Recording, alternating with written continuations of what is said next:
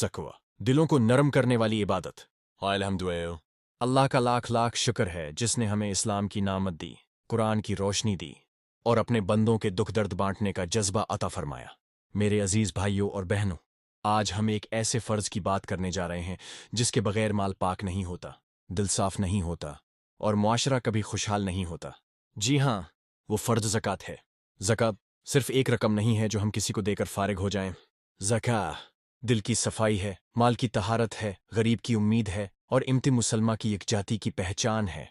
आप जानते हैं कि जब हम ज़का नहीं देते तो शायद कहीं कोई यतीम भूखा सोता है, शायद किसी बीवा का चूल्हा बुझ जाता है, शायद किसी गरीब का बच्चा तालीम से महरूम हो जाता है और शायद कोई बीमार दवा के बगैर तड़पता रहता है।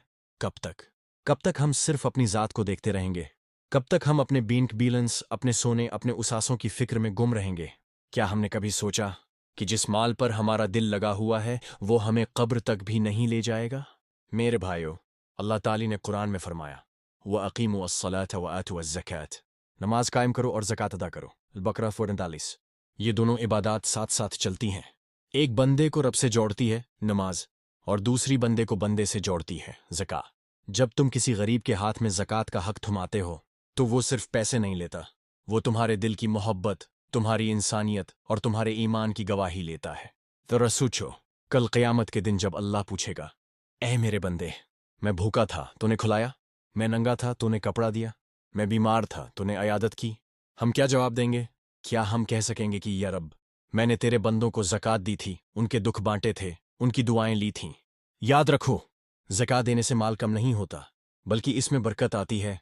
ज़कात देने से दिल सुकून पाता है और ज़कात देने से जन्नत के दरवाजे खुलते हैं। आज ही हिसाब लगाओ और जो ज़कात फ़र्ज़ है उसे अदा करो। शायद किसी की ज़िंदगी संवर जाए, शायद किसी की माँ की आंखों में खुशी आ जाए, शायद किसी यतीम के चेहरे पर मुस्कुराहट आ जाए और शायद अल्लाह की रहमत हम पर बरसे और हमारे गुनाह मुआफ़ हो जाएं।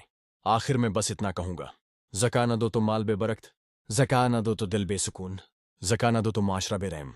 अल्लाह हमें समझने, अमल करने और दूसरों तक ये पैगाम पहुँचाने की तौफीक अता फरमाए। आमीन।